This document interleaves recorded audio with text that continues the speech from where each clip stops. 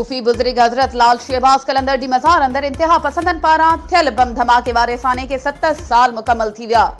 16 February 2017 ते थियल साने में 88 ज़ायरीन शहीद थिया ऐं 250 खां वधीक पांधीअड़ा ज़ख़्मी थिया। सरकारी तौर ते साने जे शहीदन के भेटा पेश करण लाइ काबे तकरीब न कोठाई वई।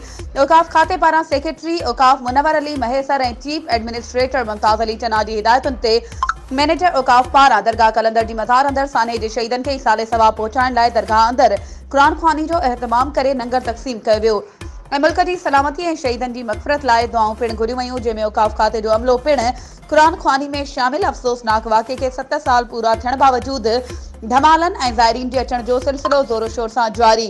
दरगाह ते सिक्योरिटी जा इंतज़ाम सख़्त कया विया आहिनि। वधीक ख़बरुनि ऐं अपडेट्स जे लाइ असांजे चैनल खे सब्सक्राइब कयो ऐं हा, बेल आइकन खे प्रेस करण न विसारिजो त जीअं असांजी हर नई अचण वारी वीडियो तव्हां ताईं पहुची सघे।